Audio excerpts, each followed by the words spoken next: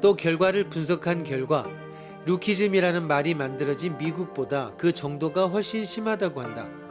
외모 지상주의는 성형붐, 다이어트붐과 직접적인 관계가 있고 한 발 건너서는 성의 상품화와 출산율과도 관계가 있다.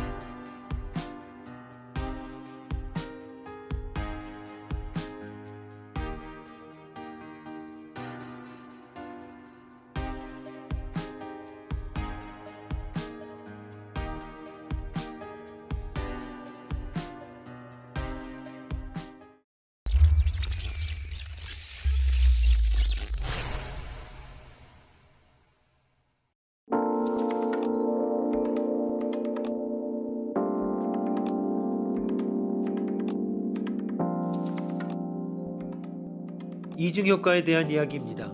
과학과 의학이 발전하지 않은 과거라면 생기지도 않을 일들, 그래서 고민할 필요도 없는 일들이 요즘은 당면한 문제가 되었습니다. 이런 식의 윤리 문제는 이제 거치장이 아니라 현안입니다.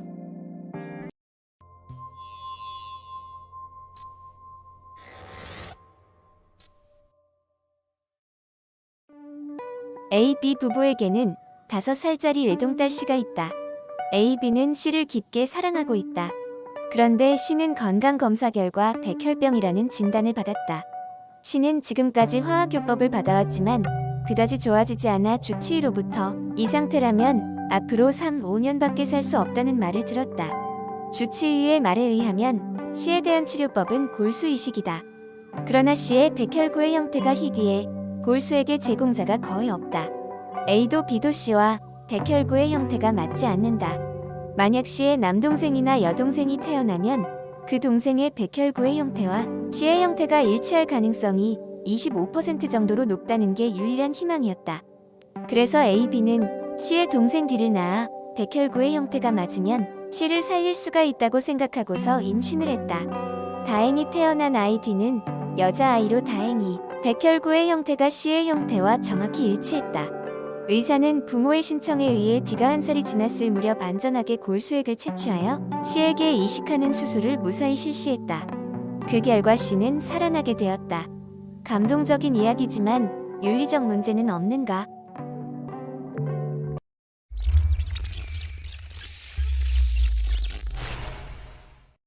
현대 과학이 가져온 생명공학의 획기적 발전은 인구의 폭발적 증가로 인한 고질적인 식량 문제의 근본적인 해결책이 될 수 있습니다. 또 의료 영역에서 불임치료, 대체 장기 생산, 불치병 및 난치병의 퇴치, 수명 연장의 꿈을 비교적 저렴한 비용으로 실현할 수 있을 것으로 기대되고 있을 뿐만 아니라 이미 상당 정도의 성과를 거두어왔습니다.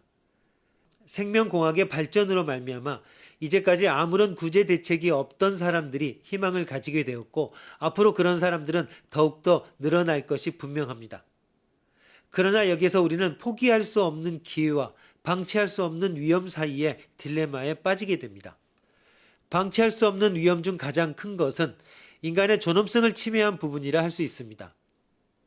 새롭게 태어난 동생 D의 경우를 생각해 봅시다. 그녀가 태어나게 된 배경에는 언니 C가 있습니다. D는 C에게 종속당한 것입니다. 게다가 1살이 됐을 때 C를 위해 수술대에 오르는 위험 부담을 감수해야만 합니다.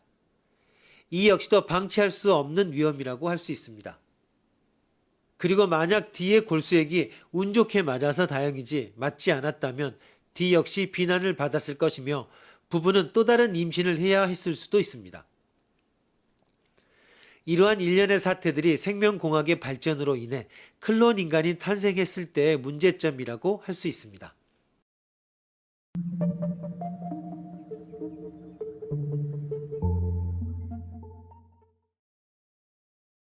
비슷한 문제의식이 깔린 소년과 부모의 이야기가 있습니다. 부모가 너무 응석을 받아줘서 불량자가 되어버린 소년이 있습니다. 언제나 부모에게 돈을 달라고 조르러 옵니다. 부모는 몸만은 다치지 말라고 부탁하며 소년이 원하는 만큼 돈을 줍니다. 그래서 아이는 더더욱 삐뚤어져 갑니다. 가끔 부모가 설교하면 소년은 비장의 카드를 꺼내듯이 말대답합니다. 누가 낳아달라고 했어? 이 말을 들으면 부모는 입을 다물어 버리고 돈을 내밉니다. 이런 악순환이 계속됩니다. 그러던 어느 날 여느 때처럼 소년이 누가 낳아달라고 했어? 라고 말하니 몇 명의 남자들이 집을 방문합니다. 부탁한 것은 우리들이다. 자, 함께 가자 라며 남자들은 소년을 데려갑니다. 소년은 몹시 당황해서 부모를 보지만 부모는 슬픈 듯이 전송할 따름입니다. 이 부모는 예전에 몹시 가난했을 때 암거래 조직과 계약을 맺었습니다. 아이 한 명 낳아주면 생활을 평생 완벽하게 보장하겠다. 15살까지 몸 건강하게 기르면 데리러 오겠다. 물론 조직은 장기를 매매해 돈을 벌 목적이었습니다. 소년은 이미 수단으로서 이 세상에 태어났습니다. 이것이 목적으로 취급되고 있지 않은 전형이자 궁극적인 예입니다. 백혈병에 걸린 언니를 위해 낳은 동생은 죽이지 않고 키우면 언니와 똑같이 사랑을 받을지도 모릅니다. 그럴지라도 어딘가에 자신은 언니를 위해서 태어났다는 생각은 남을 것입니다. 이 역시 개인을 수단으로서 취급한 알기 쉬운 예입니다.